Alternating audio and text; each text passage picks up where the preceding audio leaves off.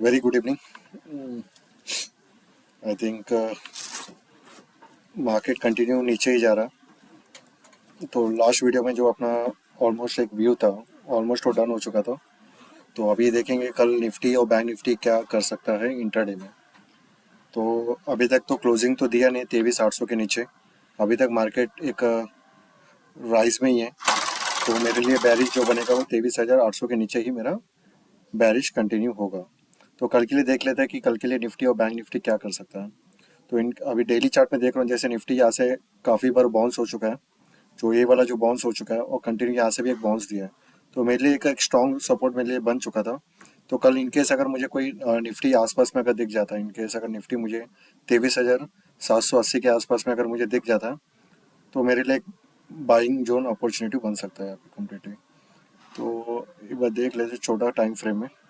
तो इनकेस अगर मुझे निफ्टी अगर 23,780 के आसपास में अगर दिख रहा है गैप डाउन या गैप फ्लैट रनिंग होके, तो वहाँ से मैं एक निफ्टी एक 100 या 150 पॉइंट का रैली दे सकता हूँ।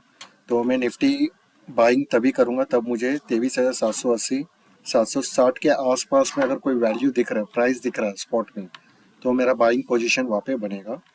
और मेरा जो एसएल होगा, सपोर्ट होगा, वो मेरा नियर बाय सपोर्ट होगा जो है 23,710 के आसपास में मेरा सब सपोर्ट या एसएल बन के आ जाएगा। तो कल के लिए मेरा मैं वेट करूंगा फ्लैट या गैप डाउन के लिए। तो उसके बाद ही मैं बाइंग अपॉर्चुनिटी दूंगा। इनकेस अगर निफ्टी मेरा कोई भी गैप अप ओपन हो रहा है और इनकेस अगर निफ्टी मेरा यहाँ पे गैप अप हो रहा है नियर बाय, अगर मैं बोल सकता हूँ कि यहाँ पे एग्जांपल अगर नियर बाय 24,120 या 24,100 के आसपास में अगर गैप अप हो रहा है, तो वहाँ पे मैं शॉर्टिंग के लिए अपॉर्चुनिटी देखूंगा with stop loss of 60 to 70 points. और मेरा टारगेट होगा 100 से 150 पॉइंट का शॉर्ट यहाँ पे पोजीशन बन सकता है। तो फिलहाल कल के लिए मुझे ऐसा कुछ लग रहा नहीं है। निफ्टी कल फ्लैट खुलेगा और इनकेस अगर मुझे डाउन साइड में दिखेगा वहाँ पे 780 760 के आसपास में, तो मेरा बाइंग बनेगा। और इनकेस गैप अप हो रहा है विथ ह्यूज गैप अप या फ्लैट गैप अप और नियर बाय 24,120 या 24,100 के आसपास में अगर दिख रहा है प्राइस, तो वहाँ से मेरा शॉर्ट बनेगा विथ 60 to 70 स्पॉट पॉइंट्स का एसएल। तो एक बार देख लेते हैं बैंक निफ्टी क्या कर सकता है कल। तो आज तो बैंक निफ्टी देख लेते हैं। तो बैंक निफ्टी में काफ़ी बार बोला हूँ कि बैंक निफ्टी एक रेंज में घूम रहा है, कम्प्लीटली एक रेंज बाउंड में ही। तो वो रेंज में ही अभी तक फिलहाल घूम रहा है बैंक निफ्टी में। तो अभी फिलहाल मैं एक बार डेली चार्ट देख रहा हूँ, जैसे आप देख रहे हो कंटिन्यू एक रेंज बाउंड में बना हुआ है बैंक निफ्टी। अभी बैंक निफ्टी एक कंटिन्यू रेंज बना हुआ है, तो मैं सिर्फ ब्रेकआउट ब्रेकडाउन के लिए वेट करूंगा। और बैंक निफ्टी जो रेंज है 52,500 और मेरे लिए 52,000 एक,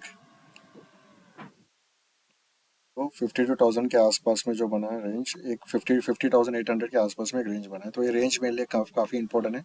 कोई भी शॉर्ट में आप भी बैंक निफ्टी ब्रेकआउट और ब्रेकडाउन हो रहा है तो मैं उस साइड में पोजीशन बना सकता हूँ। तो कल के लिए एक बार देख लेते हैं कि बैंक निफ्टी कल के लिए देख लेते हैं बैंक निफ्टी कल क्या कर सकता है। अभी फिलहाल मैं डेली में देखा हूँ कि एक रेंज बाउंड बन के चल रहा है। और तो एक बार अपन इंट्रा डे के लिए देख लेते हैं एक बार फिलहाल कम्प्लीटली। तो फिलहाल मैं देख सकता हूँ कि बैंक निफ्टी अभी भी हायर हाई बनते जा रहा है। ठीक है, हायर हाई हायर लो बनता जा रहा है। अभी फिलहाल कोई ऐसा बैरिशनेस नहीं दिख रहा बैंक निफ्टी में।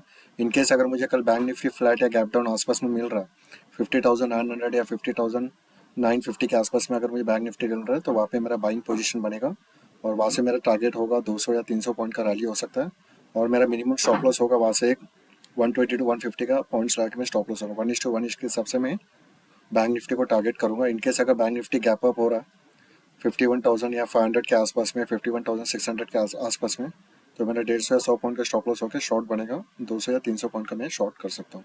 अभी फिलहाल कल मैं मार्केट एक देख रहा हूँ, सिर्फ मैं वेट करूंगा गैप डाउन के लिए और फ्लैट के लिए। जैसे ही मुझे वो प्राइस दिखेगा निफ्टी या बैंक निफ्टी में, वो लेवल पे मैं सपोर्ट कर लूंगा प्राइस में।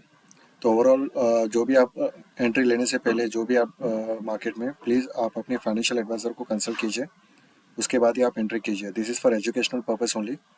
तो कल देखेंगे कल निफ्टी या बैंक निफ्टी कैसे मूवमेंट होगा। Thank you.